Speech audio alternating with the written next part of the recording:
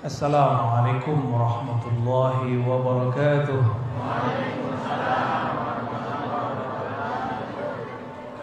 Alhamdulillahilladzi ja'alana min ummati sayyidina Muhammad sallallahu alaihi wasallam. Walhamdulillah thumma alhamdulillah alladzi abrazana fi akhir az-zaman. Asyhadu an la ilaha illallah wa asyhadu anna Muhammadan abduhu wa rasuluh. Allahumma salli wa sallim wa barik ala sayyidil wujud, sayyidil qaunain wa ala alihi wa ashabihi wa li baitihi wa dzurriyyatihi ajma'in.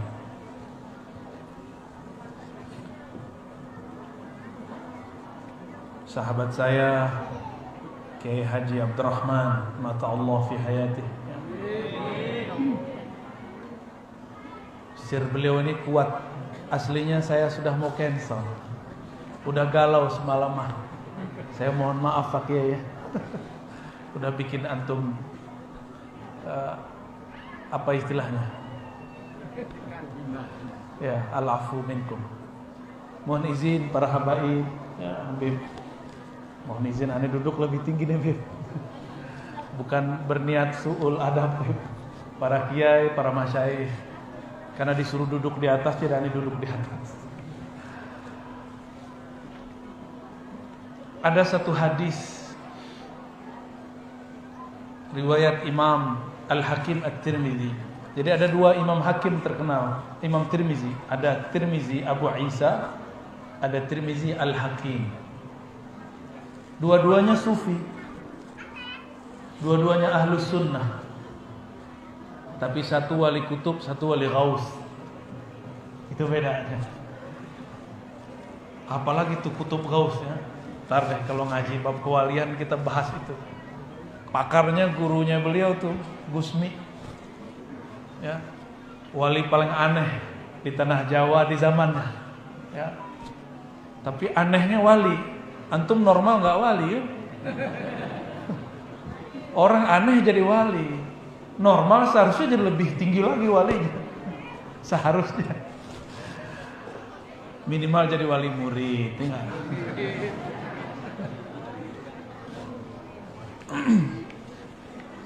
Apa hadisnya?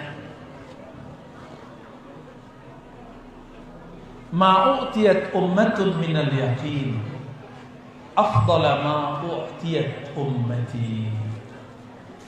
Tiadalah umat yang diberikan kesempurnaan yakin melebihi keyakinan yang diberikan kepada umatku Nabi Muhammad sallallahu alaihi wasallam. Nabi lagi ngomongin kita nih. Tidak ada umat di masa terdahulu betul-betul meyakininya secara utuh bahwa Nabi Muhammad itu Rasulullah. Itu seperti Nabi punya umat kita ini. Gak ada.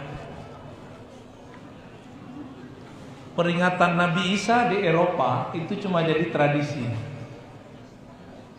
Kanisahnya sudah sepi. Tahu kanisah? Gerejanya udah sepi. Karena di Eropa itu pajak dan asuransi 50-60% dari gaji di Paris, di Prancis. Kalau dia masuk ke kanisah gereja kena 1/10 lagi, sisa berapa duitnya? 30%. Sepi, bangunannya bagus-bagus tapi sepi. Masjid-masjid kita paling ramai cuma zakat fitrah. Bener gak? Zakat fitrah cuma berapa?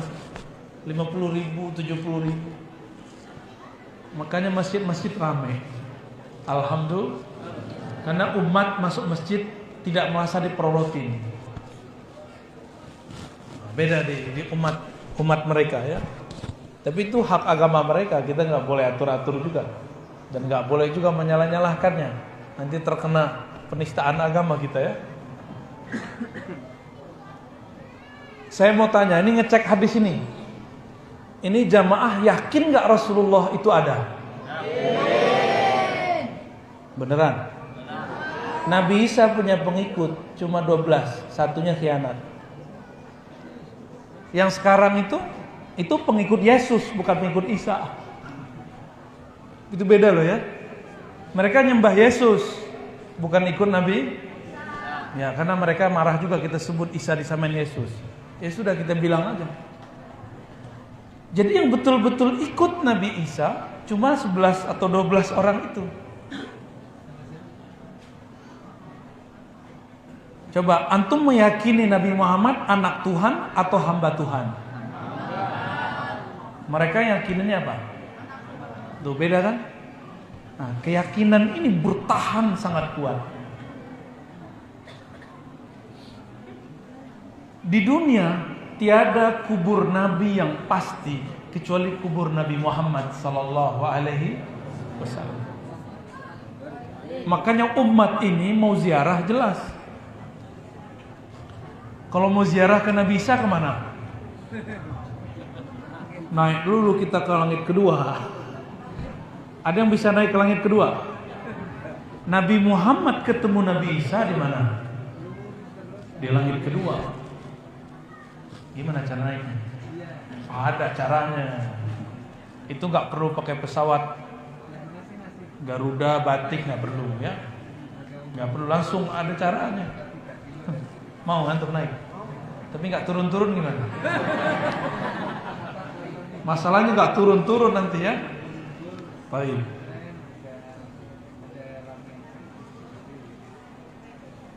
Nabi Muhammad SAW menyampaikan kabar tentang antum yang hadir maulid sekarang ini. Apa kata beliau?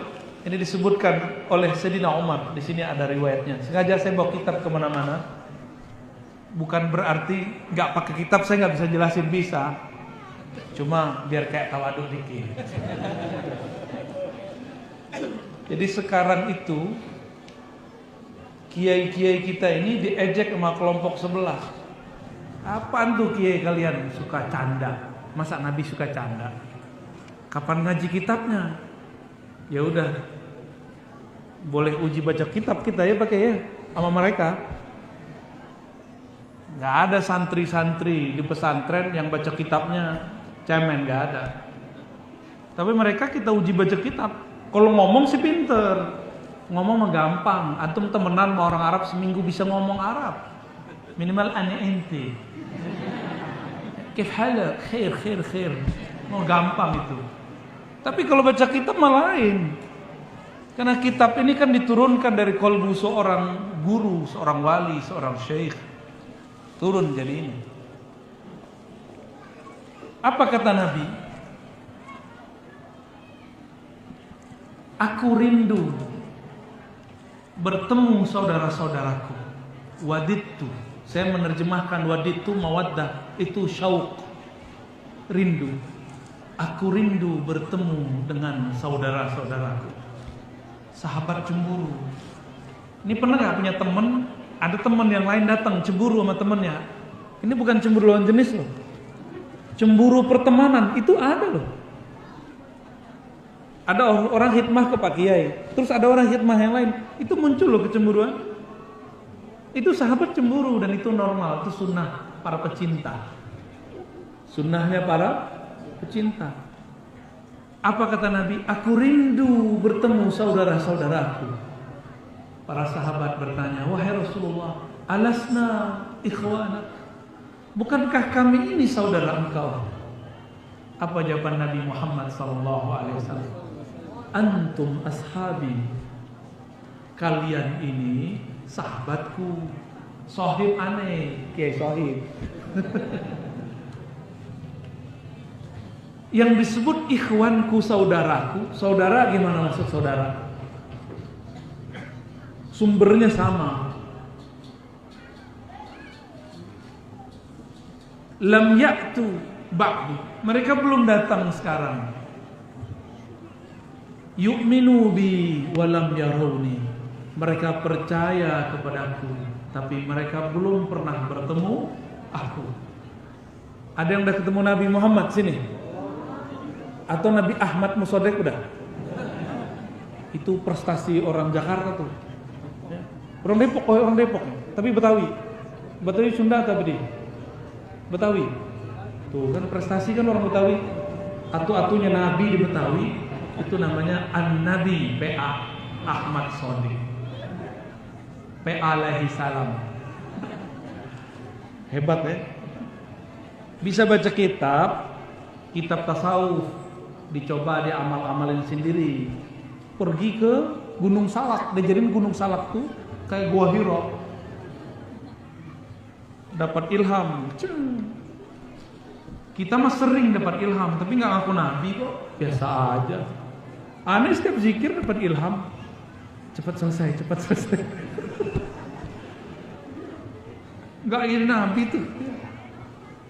Cuma karena tidak punya mursyid, tidak punya guru, tidak punya mentor, dikira bisikan ini dari malaikat Jibril. Akhirnya dia merasa dirinya jadi nabi. Tapi umat Islam percaya nggak dia nabi? Orang Betawi percaya nggak dia nabi? Enggak. Yang dipercaya mana? Nabi Muhammad sallallahu alaihi wasallam. Nabi Muhammad sallallahu alaihi wasallam menyebut kita ikhwan, saudara. Lalu sahabat kepo, tahu kepo nggak? Anak muda nih, kalau orang tua nggak tahu tuh kepo, tahu Pak? Berarti udah muda lagi ya.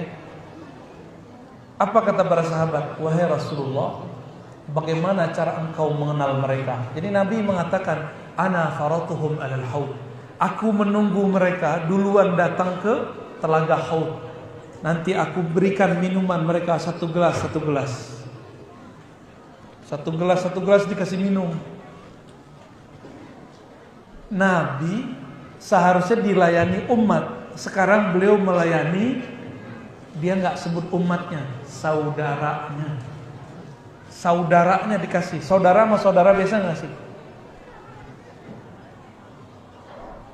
Sahabat kepo, apa kata sahabat? Wahai Rasulullah, sebanyak itu umat manusia, dari mana kau tahu bahwa itu adalah umatmu? Ada dua riwayat nih. Nabi menjawab, aku mengetahui mereka dari hurran muhajjalin, dari bekas wudhu yang bercahaya. Di riwayat Imam Al-Bazzar atau Barani diartikan lain, min asari sujudihim, dari bekas sujudnya. Yang bekas sujudnya hitam itu bolehlah, tapi bukan itu. Bergantung ahli sujud. Tapi bukan itu. Simahum fi wujuhihim min athari sujud. Itu cahaya sujudnya terlihat oleh Rasulullah meskipun dari penjuru negeri, dari penjuru pelosok. Nabi panggil itu orang. Maka rajin-rajin sujud ya. Rajin-rajin wudu supaya gampang dicium bau kita oleh Rasulullah sallallahu alaihi wasallam. Suatu kali Nabi Muhammad sallallahu alaihi wasallam jalan-jalan dengan Jabir. Kata Jabir, kami tidaklah melewati suatu pohon kecuali pohonnya sujud kepada Rasulullah. Lewat batunya mengucapkan salam kepada Rasulullah. Salamnya gimana? Itu salam yang dibaca oleh munsyid kita tadi, yang hadrah tadi. Ya Nabi salam alaika. Itu yang dibaca, persis sama. Tertulis di hadis sebegitu, dikeluarkan oleh para imam, dimasukkan ke kitab. Persis sama. Kita ini punya kolbu, jangan-jangan lebih keras daripada batu.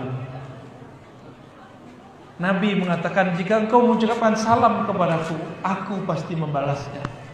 Arudda alaihi salam, aku pasti membalas salamnya. Hadis Abu Daud. Terasa nggak dijawab oleh Rasul? Gimana taunya kalau jawab salam itu ada? Ada ilmunya. Tanda Allah hadir disebut namanya, surat Al-Anfal ayat 2. Idza dzukirallah wajilat qulubuhum. Disebut nama Allah, bergetar kalbu. Tanda Rasulullah hadir jika diucapkan salam. Taqsya'irru minhu juludul ladzina yakhshawna rabbahum. Rasulullah itu adalah hakikah Al-Quran. Sayyidatuna Aisyah ditanya, masih ingat hadis masyhur? Semua kita tahu hadis ini, cuma hakikat hadis ini kita lupa. Apa kata para sahabat kepada Sayyidatuna Aisyah atau murid-murid Sayyidatuna Aisyah? Wahai ummul mukminin, apakah akhlaknya Nabi Muhammad sallallahu alaihi wasallam? Apa jawaban beliau? Khuluquhul Quran. Masih ingat? Khuluq dengan khalq mirip. Khuluq itu karakter, nilai. Kalau khalq fisik. Beliau itu khuluqnya Quran. Berarti beliaunya siapa dong? Beliaulah al-haqiqah al-Quraniyah. Beliaulah hakikat Quran yang sebenarnya. Maka jika di sini ada anak-anak tahfiz, pasti pernah dengar hadis ini. Orang yang hafal Quran ya'ti yaumal qiyamah syafi'an lahu. Quran nanti datang pada hari kiamat memberi syafaat bagi dia. Itu yang beri syafaat siapa? Quran datang. Itu Qurannya siapa?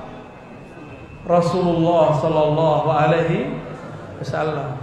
Tapi kalau orang tidak bersanad, dia tidak punya guru mursyid, kiai, mukri, Rasulullah datang, dia bilang, oh bukan ente, yang datang Quran bukan ente, karena dia nggak punya sanad.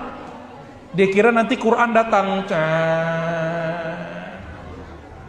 yang dia bayangin Quran itu ini bukan Quran, ini namanya mushaf, lembaran-lembaran kertas. Quran bukan itu. Ini cuma menunjukkan hakikat Quran. Karena dia menunjukkan hakikat Quran, kita hormat. Coba antum nih, berani nggak foto kiai ditaruh di bawah diinjak? Berani nggak? Nggak berani. Sama. Tapi itu kiai ya yang difoto itu? Itu kiai apa foto kiai? Coba nih, ada nama Nabi. Nama Nabi Muhammad, berani nggak taruh di tong sampah? Mau jadi waliullah nggak? Mau jadi waliullah nggak? Beneran? Jangan pernah taruh kitab tulisan apapun di kaki atau di bawah di lantai. Makanya santri ini beberapa naruh kitab di lantai. Bener ya? Ngaji taruhnya di bawah. Masa Quran, kitab-kitab yang ada isinya Al-Quran itu taruh di bawah. Di situ ada nama Allah. Wa rafa'na laka dzikrak. Ini dalilnya. Apa artinya? Coba santri terjemahannya apa? Wa rafa'na.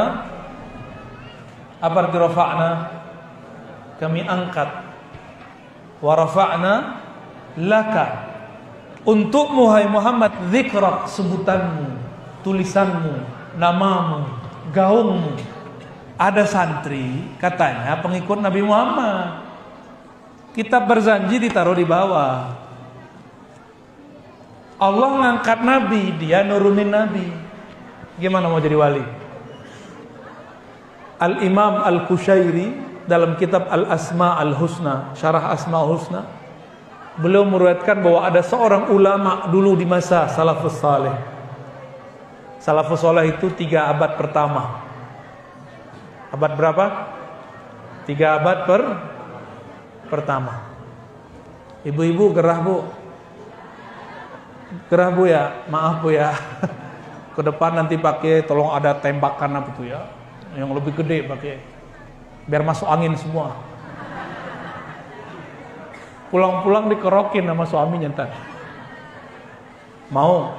Udah bu, nikmatin bu, biar keringatnya keluar. Ibu kan kurang olahraga ya nggak? Berkeringatnya keluar, pulang-pulang tinggal mandi lagi ya kan. Wa rafa'na laka dzikrak. Gimana cara ulama salafus saleh ini memahami? Dia lagi jalan, tiba-tiba di tong sampah yang sangat gede, di situ ada kaligrafi dibuang. Dilihat nama Allah, bergetar badannya, merinding, bulu romanya merinding. Teganya ada orang, ada umat, nama Allah, nama Nabi tertulis di satu kertas, dibuang. Langsung dia ambil, nggak sempat dia cuci, dia makan itu kertas, dia kunyah-kunyah. Ampun ya Allah, ampun ya Allah, ampun ya Allah. Kami su'ul Adam, ampunkan umat ya Allah. Seharusnya ada bala mau turun ke negeri itu, nggak jadi turun. Karena dia minta ampun, nama Allah diselamatin. Itu nama Allah dikunyah, dari kertas dikunyah, dimasukin ke perut, dihancur-hancurin dulu di mulutnya. Dia menangis satu, bergetar dia. Di saat itulah nama Allah, iza zukirallah wajilat qulubuhum, disebut-sebut nama Allah, kolbunya bergetar. Dia bergetar kecapean, nyampe di rumah dia ketiduran. Malam-malam antara tidur dan jaga, Allah bertajalli dalam mimpinya. Apa kata Allah? Wahai hambaku, karena engkau menghormati namaku, maka aku angkat engkau jadi kekasihku. Ya. Marhaban, marhaban.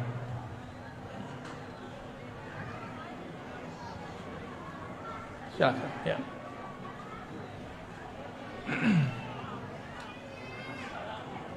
Assalamualaikum.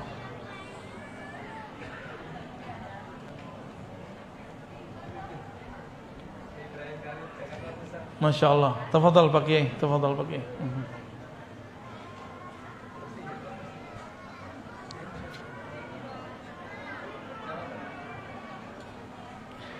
Oke, kita lanjut ya. Tadi sampai di mana? Orang diangkat jadi wali karena menyelamatkan. Nah, ini santri-santri habis nulis bismillah, kertasnya dirobek, dibuang ke tong sampah. Jadi wali Allah atau jadi wali setan? Nih, ini ciri-ciri wali setan itu nggak pernah hormat kepada nama Allah. Nanti antum akan ketemu silat di akhir zaman, silatnya Dajjal. Serius. Itu dia kalau ngelangkah, langkahnya membuat nama Allah. Orang yang nggak paham dikira itu hebat. Tapi dia buat nama Allah pakai apa? Kaki, sopan nggak? Dikira wali, padahal wali setan. Bukan waliur rahman, tapi walius syaitan. Hati-hati tuh. Nanti udah mulai muncul nih silat begini, saya udah ketemu. Dia buat silat gerakan, langkahnya mim ha mim dal, tapi ditulisnya pakai kaki, sopan nggak? Dikira wali, padahal setan. Udah mulai muncul ya, di banyak negeri udah mulai muncul. Itu sengaja tuh, ya. Wali-wali Dajjal datang, karena Dajjal itu sakti-sakti, pakai baju silat terus. Oh, ini silat apa ini? Pagar hati. Baik.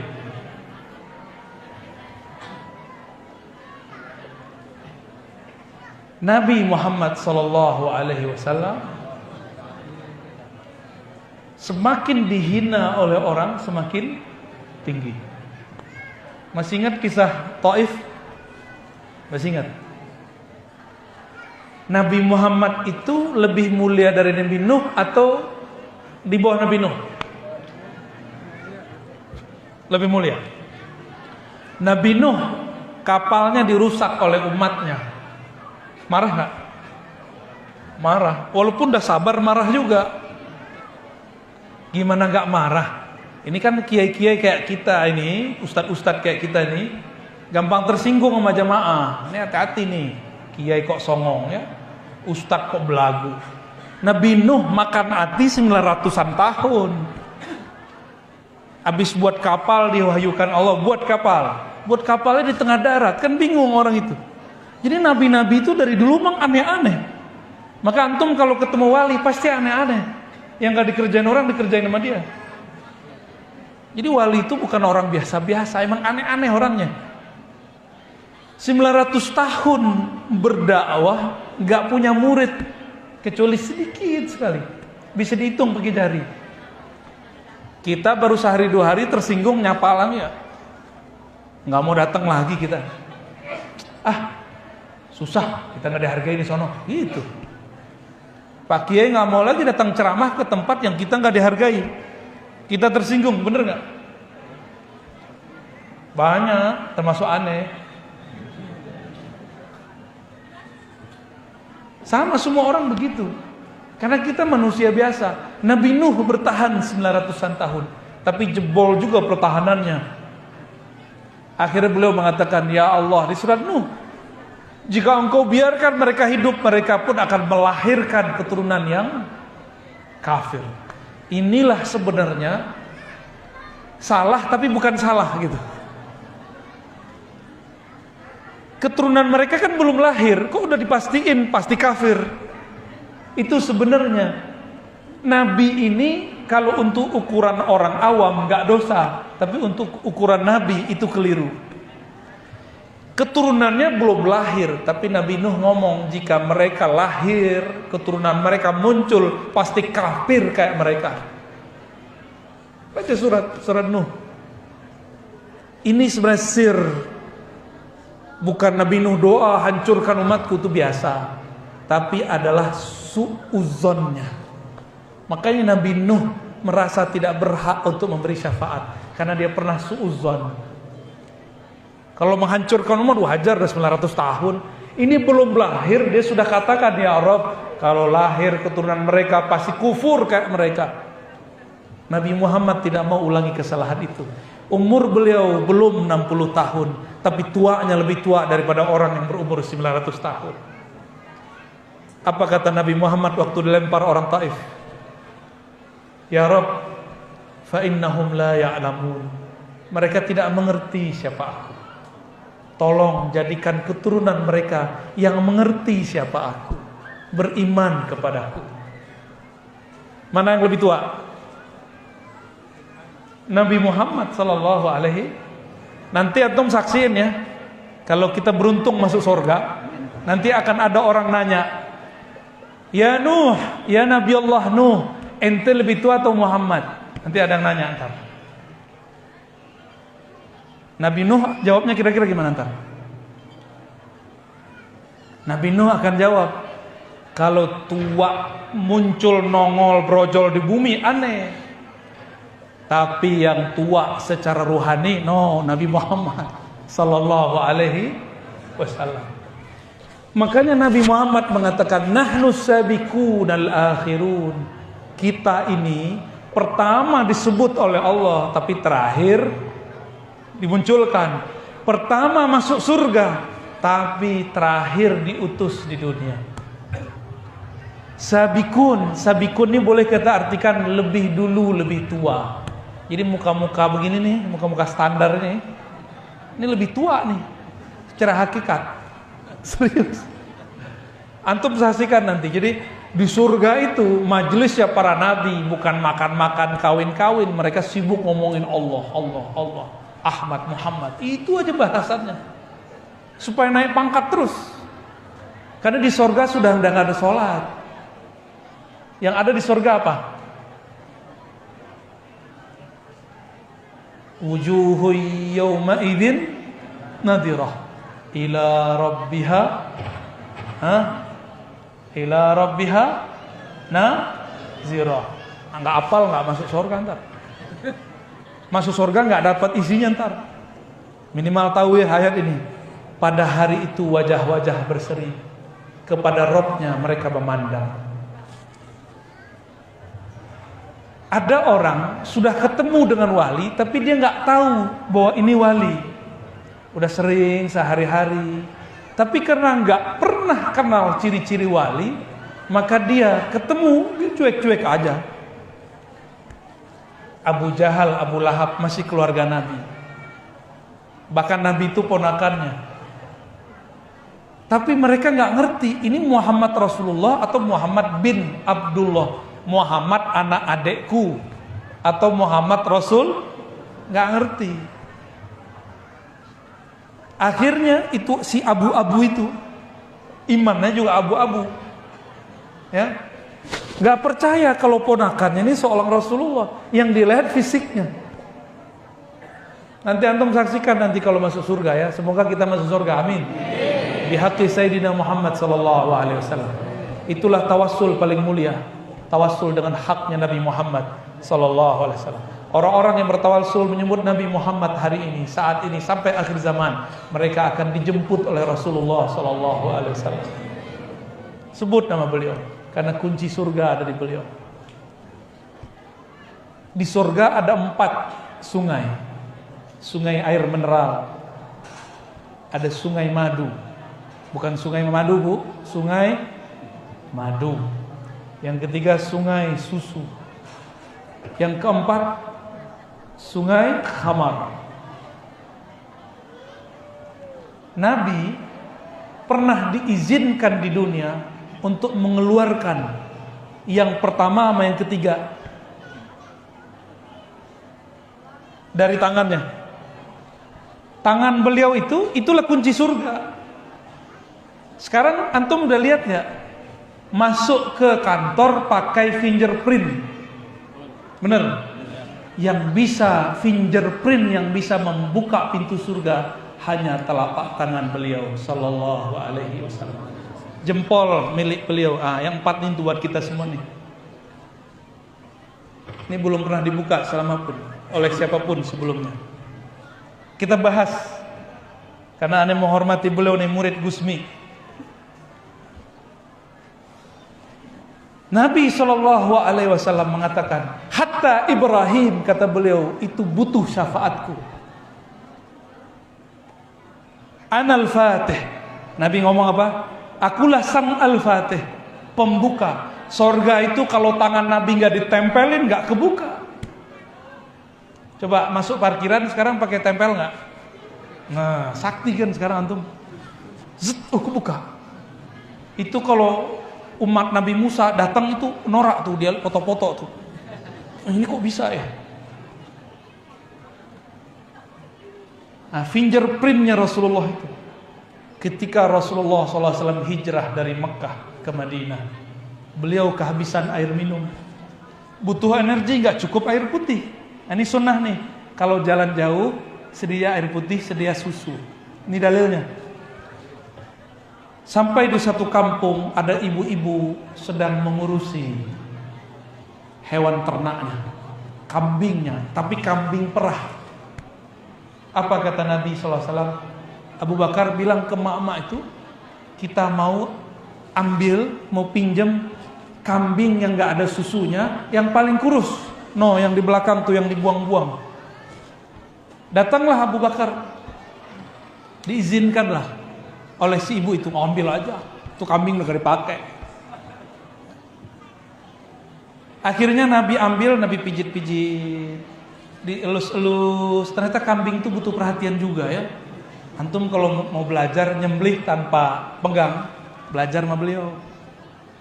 Ya, yang tukang-tukang jagal nih, cuma ngurusin kambing harus dipegangin, kan lucu. Nah, belajar sama beliau tuh nggak perlu dipegangin, sendiri aja, selesai. Makanya kalau aneh makan kambing di rumah beliau, ada makan banyak-banyak. Karena beda, kambing kalau cara nyembelihnya oke, itu di dagingnya nggak ada amis-amisnya, bener nggak? Oh itu ada caranya, ada sirnya tuh. Ya, minta ilmunya, ijazahnya ke beliau ntar, biar repot ntar buat daurah jagal. Diurut-urut oleh Rasulullah, semua bagian diurut, didoakan. Itu kambing langsung nunduk. Kambing tahu sebanyak itu kambing gemuk, yang dipilih yang kurus. Jadi orang susah itu belum tentu malang. Siapa tahu diperhatiin, karena paling menyedihkan kan.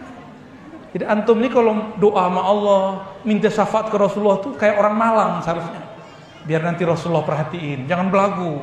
Gue ustadz, gue kiai, pasti dapat syafaat, belum tentu. Gua hafiz, belum tentu. Lalu Rasulullah turun ke kakinya, dipijit semua. Habis itu pegang susunya, diperah. Itu kambing gak makan, minum juga jarang, penyakitan, dipegang Nabi sembuh. Diurut keluar susunya, padahal itu kambing gak ada susunya. Kira-kira susunya keluar dari mana? Dari jari beliau. Cuma kelihatannya keluar dari itu susu adalah air susu surgawi. Sallallahu alaihi wasallam. Kenapa? Emang susah sama beliau untuk bolak-balik ke surga? Gampang. Nabi itu merem dikit nyampe. Dalilnya apa? Hadis Imam Bukhari dan Muslim. Nabi memimpin sholat, tiba-tiba maju ke depan, tangannya mau ngambil sesuatu. Tidak lama setelah itu belum mundur. Selesai sholat, beliau kemudian berkhutbah mengatakan, wahai sahabatku, tahukah kalian apa yang terjadi padaku ketika aku mengimami kalian? Hadis Bukhari, hadis sahih, bukan khurafat, bukan dongeng. Ketika aku takbir, tiba-tiba Allah membukakan alam surgawi kepadaku. Aku lihatlah buah-buahnya. Begitu sholat panjang itu sholatnya, dan aku ingin memetiknya. Makanya Nabi begini tangannya lagi sholat. Jadi kalau ada yang ngalamin begitu, itu gerakan 3 kali nggak batal. Ini fikih al-Muhammadi, fikih Nabi Muhammad sallallahu alaihi wasallam. Kalaupun Imam Syafi'i dapat hadis itu, beliau bilang ini tidak membatalkan sholat. Udah selesai, tiba-tiba Allah perlihatkan neraka, maka Nabi mundur 1 langkah. Maka gerakan ini tidak membatalkan sholat. Ketika aku selesai menikmati pemandangan surga, tiba-tiba Allah kasih unjuk bentuk neraka. Maka aku kaget, mundurlah ke belakang. Selevel Nabi masih kaget ngeliat neraka, gimana kalau kita? Ini percaya nih sama saya ya. Kalau ada nanti di antara kita yang ditatap oleh malaikat Zabaniyah yang disebutkan dalam surat Al-Alaq, itu langsung pingsan, pecah kepalanya, bisa buta langsung matanya, cukup dipandang oleh malaikat Zabaniyah, matanya set, langsung pingsan kita.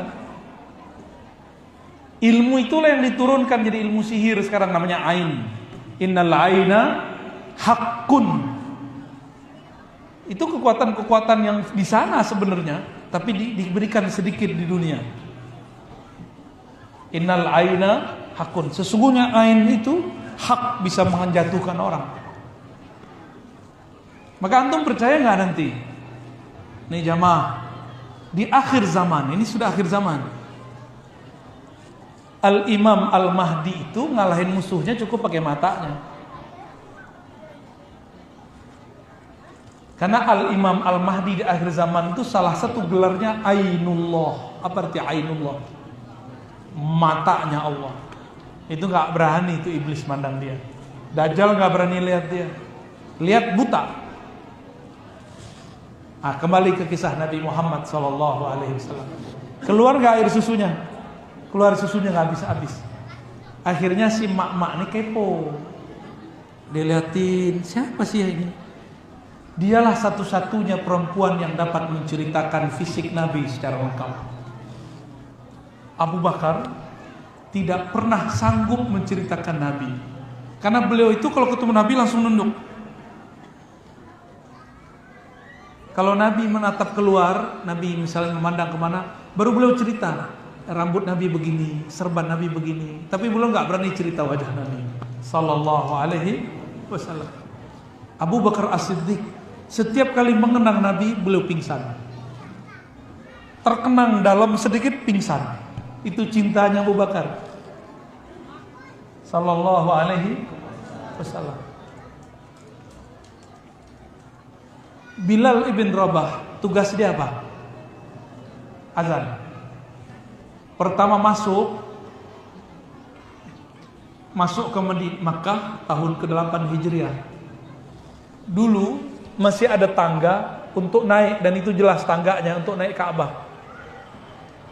Fathu Mekah tahun ke-8, Nabi mengislamkan orang Mekah, mengislamikan Mekah, menurunkan semua berhala. Maka ditandakan dengan berdirinya Bilal di atas Ka'bah, lalu azan di sana.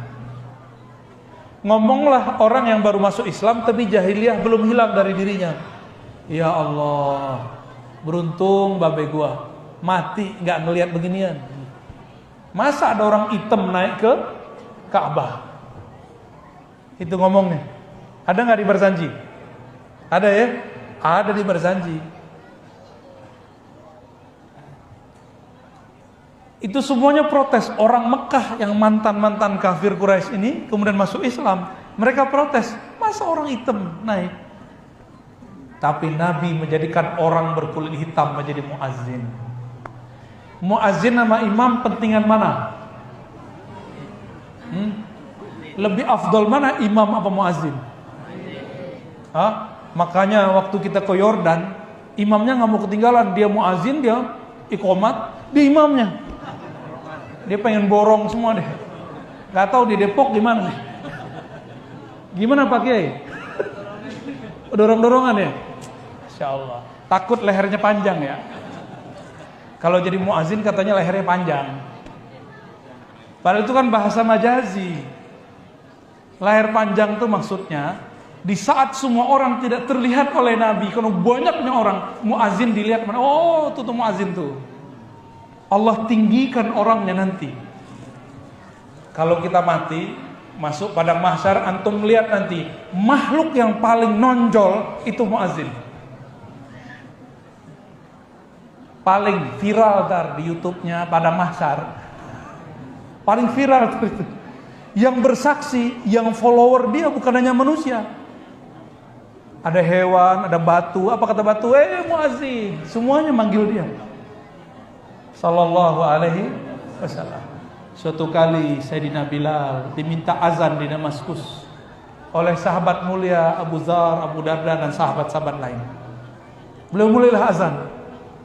Waktu itu hadir para sahabat, ini reuni. Makanya sunnah murid-murid itu buat reuni kalau punya guru yang sama, bukan untuk CLBK, bukan. Tapi untuk mengenang Rasulullah sallallahu alaihi wasallam. Maulid begini, itulah dalilnya.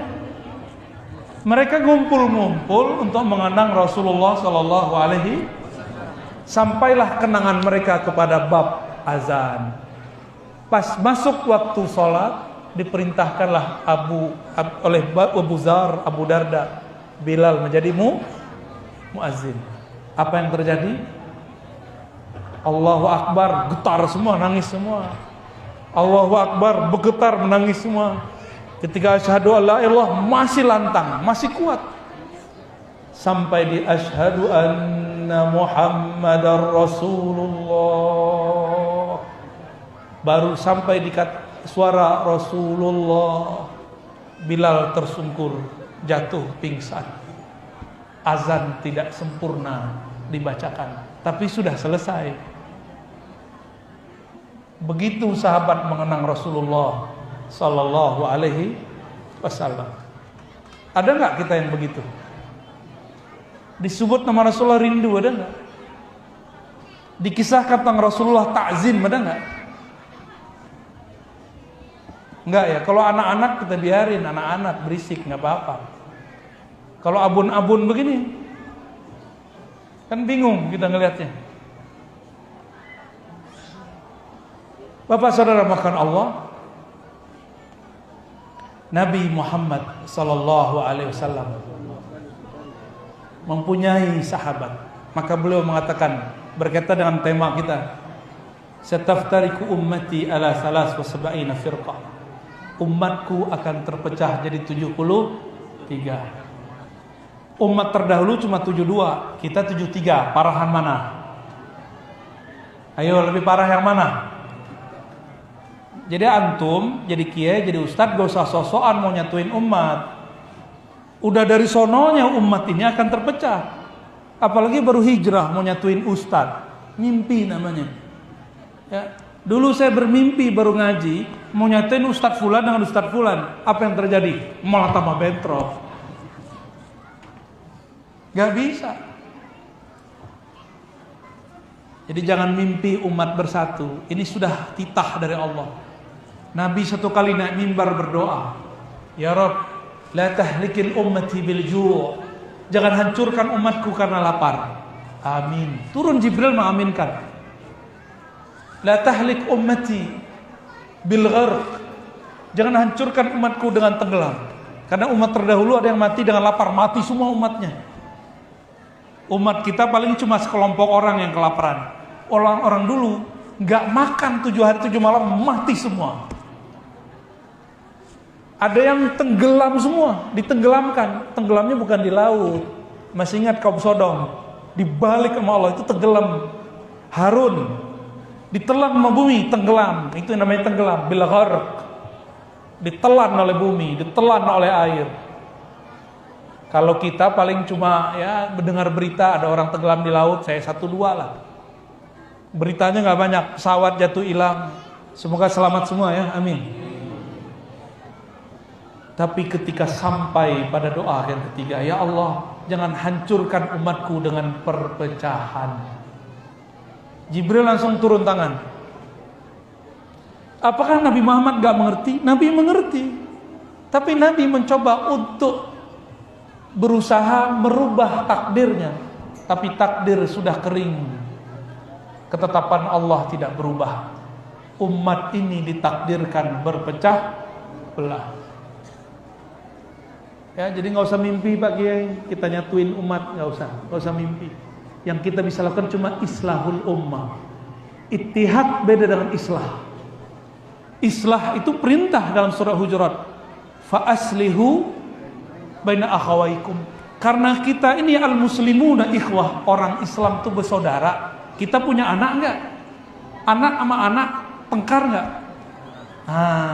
Ini rahasianya. Kenapa umat ini bertengkar? Karena mereka saudara kandung. Iri-irian, ini dibeliin mainan, nggak dapat mainan, iri nggak? Begitulah. Ini filosofinya. Allah gunakan kata ikhwah supaya kita sadar, nggak usah mimpi-mimpi yang aneh-aneh. Innamal mu'minuna ikhwah. Lalu perintahnya fa'asluhu islah. Islah itu tahu sama tahu dalam perbedaan. Ini saya yakin para kiai ini coblosannya beda-beda nih.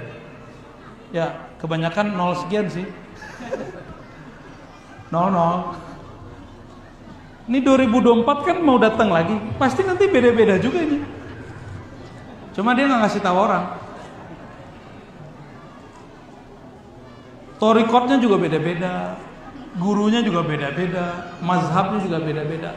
Apa kata Nabi? Kulluha finnar. Semua kelompok itu pasti masuk neraka illa firqatan wahidah, kecuali satu kelompok. Dalam hadis Imam Tirmizi ditanya, siapakah itu wahai Rasulullah? Dijawab oleh Nabi Muhammad SAW, ma ana alaihi wa ashabi. Kelompok yang ikut aku dan ikut sahabatku. Kenapa Nabi nggak mencukupkan kalimat ikut aku? Karena ada perlu sanad silsilah. Yang nggak ketemu aku cukup bertemu dengan orang yang bertemu aku. Itu maksudnya. Yang ikut aku dan yang punya silsilah kepadaku, itu terjemahan saya. Ma'ana alaihi wa ashabi. Sekarang banyak orang ngaku tidak usah ikut imam, tidak usah ikut mazhab. Maka jalan keluarnya cuma satu, ikutin ulama yang bersanad. Di sini belajar kitab akidahnya apa Pak Kiai? Aqidatul Awam. Oh bagus. Aqidatul Awam dulu diajarkan di Mekah. Sekarang dilarang diajarin di Mekah. Berarti ilmu orang Mekah udah pindah kemana? Ke Limo. Di Mekah dulu ada orang maulidan. Itu kitab maulid yang dipakai santri-santri kita. Itu dulu dibaca di mana? Di Mekah. Sekarang di Mekah ada nggak maulidan? Yang udah bolak-balik ke Mekah ada nggak maulidan? Nggak ada ya? Adanya di mana? Di Limo. Maksudnya apa itu? Nur maulid sudah pindah dari tanah haram ke tanah halal negeri kita. Nanti akan balik lagi ke sana. Ini tadi saya ngomong dengan beliau, Habib udah kemana-mana tuh. Aneh tanya, Menurut antum di negara-negara manapun yang hidupin maulid mana? Cuma Indonesia yang terbuka. Di musim pandemi yang penting udah divaksin. Ya Pak Lurah. Mana Pak Lurah kita? Yang penting udah divaksin Pak Lurah. Ya. Kan disuruh vaksin, kita vaksin. Ya. Antum divaksin atau dipakiu? Hah? Divaksin ya? Bener. Santri-santri divaksin pagi. Haji. Ini dapat Thoriqoh Al-Vaksiniyah. Kurikulumnya 2 kali. Nanti dapat ijazah kemursidan. Namanya Peduli Lindungi. Bid'ah benar. Kita ikutin aja. Tapi haji. Saya baru pulang dari Kalimantan, baru pulang dari Palembang, baru pulang dari Riau, dari Padang, dari Magelang. Itu majelis maulid, itu ramai semua. Ramai semua. Alhamdulillah pejabat-pejabat umarok kita dalam hati dia, gak apa-apa Pak Kiai, yang penting ada itu tuh cuci tangan depan. Gak apa-apa Pak Kiai, yang penting semuanya udah divaksin, udah.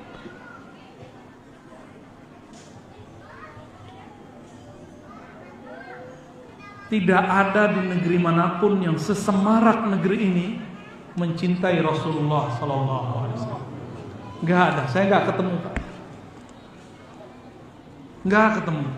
Makkah Madinah sudah dilarang, Suriah sudah hancur, Irak sudah runtuh, Iran sudah jadi Syiah, Yaman sudah ada Hausiyah, berontak loh di situ. Afghanistan sudah berganti. Uzbek itu pusat Imam Bukhari, benar nggak? Bukhara. Di sono kalau ada orang alim bikin majelis masuk penjara.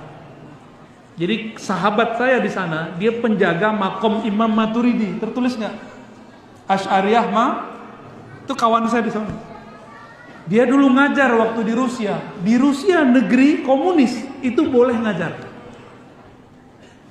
Pulang dia ke Uzbek, bahasa Arabnya bagus. Orang Uzbek tuh nggak ngomong bahasa Arab, ngomongnya bahasa Tajikistan, kalau nggak salah ya. Apa kata dia? Ana la udarris ahadan. Saya nggak boleh ngajar siapa aja. La udarristu ahadan qabadani akhazani al-hukumah. Kalau aku ngajar, aku ditangkap oleh askar, oleh polisi, oleh negara. Itu negeri Imam Bukhari, negeri Imam Naqsyabandi, negeri Imam Tirmizi, negeri imam. An-Nasafi dari situ. Sekarang nggak ada lagi di situ orang buka majelis, kecuali cuma beberapa sekolah-sekolah biasa. Beruntung nggak kita? Ternyata apa yang diprediksi oleh Malik bin Nabi, jurnalis yang sejarawan dulu, dia hitung-hitung.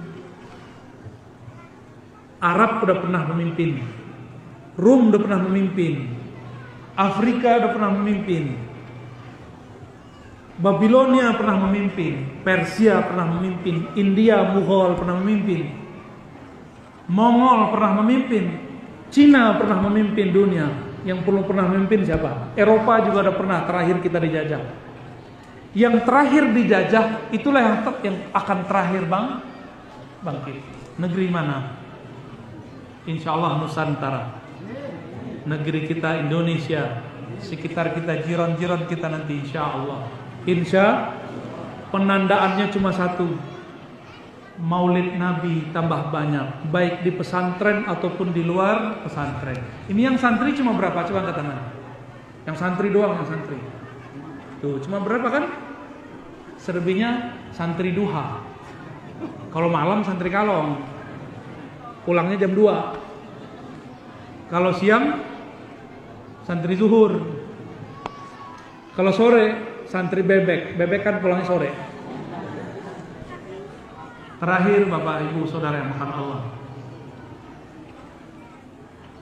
yang betul-betul menjaga akidah ini, maulid ini, akidah Ahlussunnah ini cuma pesantren-pesantren yang bersanad kepada ulama-ulama itu, yang diajarkan di dalamnya akidah Asy'ariyah, akidah Maturidiyah, akidah yang diajarkan ulama salafus saleh. Maka saya mengajak pesantren sekolahkan anak kita di pesantren. Cuma kata Pak Kiai udah nggak muat ya. Pesantren mana aja lah, yang penting bersanad. Banyak juga pesantren yang tidak bersanad. Hidupkan majelis maulid, karena dalam majelis maulid ada sir daf'ul bala, menolak bala. Karena satu orang solawat ada 10 keberkahan rahmat. Jika ada 100 orang solawat, 100 kali 10 berapa? Jika ada 500 orang hadir, masing-masing solawat, antum kalian aja. 500 kali 10 kali 10 berapa? Jika solawatnya 1000 kali, antum hitung aja. Maka kita diperintahkan guru-guru kita, para kiai, para habaib, tolong semarakkan majelis maulid, karena itulah daf'ul bala, tolak bala yang sebenarnya. Semoga pesantren ini menjadi sinar-sinar maulid. Amin. Kiainya dijaga oleh Allah, santrinya diberikan kefakihan oleh Allah. Semoga yang berkunjung, yang duduk di sini, santri-santri duha, santri bebek, santri kalong, diberikan keberkahan, keridhaan di sisi Allah Subhanahu wa taala. Tiadalah yang hadir di majelis maulid kecuali yang di kalbunya ada nur Nabi Muhammad sallallahu alaihi wasallam. Kita tutup doa ya. Ada tanya jawab? Gak usah lah ya. Khalas mubasyarah doa. Okay? Mari kita buka pintu hati, pintu langit, pintu pikiran dengan baca surah Al-Fatihah.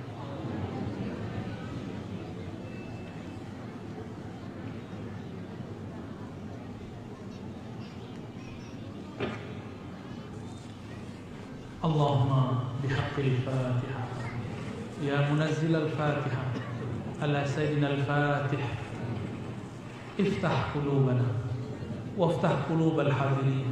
Ya Allah yang menurunkan surat Al-Fatihah, sampaikan salam kami, rindu kami kepada Nabi yang bergerak Al-Fatih, pembuka. Sampaikan salam rindu kami kepada Nabi Muhammad yang diturunkan Al-Fatihah kepadanya.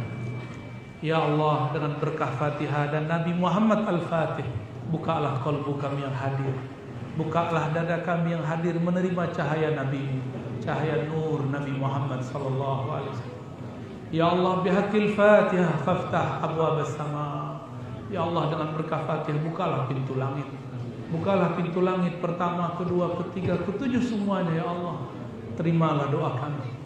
Jawablah semua keluhan-keluhan kami. Allahumma ya Rahman ya Rahim ya Karim. Wahai yang Rahman ya Rahim, yang Maha Penyayang, yang kata sayangnya diulang berkali-kali di dalam Al-Quran. Tentu semua itu karena Engkau sangat sayang kepada kami ya Allah. Kami ini banyak dosa ya Allah. Dosa mata kami sangat banyak ya Allah. Dosa telinga kami sangat banyak ya Allah. Dosa lidah kami sangat banyak ya Allah. Dosa tangan kaki kami sangat banyak ya Allah. Dosa perut kami sangat banyak ya Allah. Dosa kemaluan kami sangat banyak ya Allah. Dosa satu suap tidak menyebut nama Engkau ya Allah. Dosa satu tetes darah, satu nafas yang lupa mengingat Engkau ya Allah. Ampunkan dosa kami yang hadir ini ya Allah. Meskipun dosa kami membumbung sampai kepada langit, ampunanmu sampai kepada arasmu ya Allah. Tentu dosa kami hanya setetes dibandingkan arasmu ibarat laut samudra. Maka dengan rahmatmu yang seluas arasmu ya Allah, hilangkan, hancurkan, hanyutkan semua dosa kami dari ujung rambut sampai ujung kaki ya Allah. Ya Allah, kami punya keluarga ya Allah, rahmati mereka, bimbing mereka. Kami tidak dapat membimbing mereka ya Allah. Ya Allah, kami punya anak-anak. Anak-anak kami sekarang sibuk dengan selainmu ya Allah, sibuk dengan benda-benda yang melupakan mereka darimu ya Allah. Maka bisikkanlah ya Allah di dalam kalbu mereka nur Nabi-Mu. Kirimkan ke dalam kalbu mereka cahaya-cahaya yang buat mereka nanti mencarimu. Allahumma ya Allah, ya Rahman, ya Rahim, ya Karim, ya Karim. Ya Allah yang Maha Pemurah, meskipun ibadah kami tidak sempurna ya Allah, salat kami tidak khusyuk ya Allah, tapi karena Engkau Karim, Pemurah, Engkau Maha Pengertian, tolong terima jua ya Allah salat-salat kami yang tidak khusyuk itu. Ya Allah, meskipun cinta kami tidak sempurna kepada Rasulullah, sempurnakanlah dengan mahabbah cintamu ya Allah. Ya Allah, guru-guru kami sedang berjuang ya Allah. Zuriat-zuriat Engkau sedang dicaci maki, ya Allah. Mereka sedang berjuang menaikkan, meninggikan nama-Namamu, ya Allah. Ya Allah, kami memohon kepada Engkau, jagalah mereka, ya Allah. Santri-santri kami sedang mempelajari nama-Namamu, ya Allah. Nama-Nabi-Mu, ya Allah. Hukum-hukum syariat-Mu, ya Allah. Sehatkan mereka, kuatkan mereka, istiqomahkan mereka. Jadikan mereka pejuang-pejuang ulama-ulama di akhir zaman yang menyuarakan kebenaran. Ya Allah, kami yang hadir, kami bukan ulama, kami bukan ustaz. Kami baca kitab pun tidak bisa, ya Allah. Baca Quran pun mungkin belum lancar, ya Allah. Tapi saksikan, ya Allah, kami sangat cinta kepada Nabi-Mu, ya Allah. Saksikan, ya Allah. Qulu, katakan, ya Allah, kami sangat cinta kepada kekasih-Mu, baginda Nabi Muhammad sallallahu alaihi wasallam. Kami kurang adab kepada beliau, kurang cinta, kurang setia kepada beliau. Beliau mau wafat pun tidak menyebut nama-Mu, ya Allah, tapi menyebut kami, ummati, ummati. Tapi kami ketika senang, ketika susah tidak sebut namanya, ya Allah. Sungguh buruk adab kami kepadanya, ya Allah. Disebut namanya kami tidak bersolawat, ya Allah. Maka kami meminta dengan kerendahan jiwa kami, ya Allah, kehinaan diri kami, ya Allah, sampaikan salam maaf kami kepada beliau, baginda Nabi Muhammad sallallahu alaihi wasallam. Assalatu wassalamu alaika ya sayyidana ya Rasulullah. Assalatu wassalamu alaika ya habibana ya Rasulullah. Salam atas Engkau wahai baginda Nabi Muhammad sallallahu alaihi wasallam. Salam atas Engkau wahai ayahanda ruhani kami, abar ruh Nabi Muhammad sallallahu alaihi wasallam. Allahumma salli ala ruhi sayyidina Muhammadin fil arwah. Ya Allah, sampaikan salawat dari ruh kami kepada ruh Nabi Muhammad, dari kalbu kami kepada kalbu Nabi Muhammad, dari tubuh kami yang hina ini kepada tubuh mulia Nabi Muhammad. Sampaikan salam satu helai rambut kami, satu tetes darah kami kepada satu tetes darah Nabi Muhammad sallallahu alaihi wasallam. Allahumma khtimna bihusnil khatimah. Ya Allah biha, ya Allah biha, ya Allah bihusnil khatimah, bihaqqi sayyidina Muhammad khair hadhil umam. Ya Allah, tutup nyawa kami, nafas kami dengan husnul khatimah, dengan hak Nabi-Mu di sisi arasmu. Maka tutuplah hidup kami dengan membaca la ilaha illallah Muhammadur Rasulullah sallallahu alaihi wasallam. Bangkitkan kami dengan la ilaha illallah, timbang kami dengan la ilaha illallah, perjalanan kami di sirat-Mu dengan la ilaha illallah, masukkan kami surga-Mu dengan la ilaha illallah. Rabbana atina fid dunya hasanah wa fil akhirati hasanah wa qina adzabannar. Wa sallallahu ala sayyidil wujud sayyidina al-fatih lima aghlaq سيدنا الفاتح لما أغلق سيدنا الفاتح لما أغلق والخاتم لما سبق ناصر الحق بالحق والهادي إلى صراطك المستقيم وعلى آله حق قدره ومقداره العظيم. سلام تسكوا يا رسول الله والحمد لله رب العالمين. الفاتحة.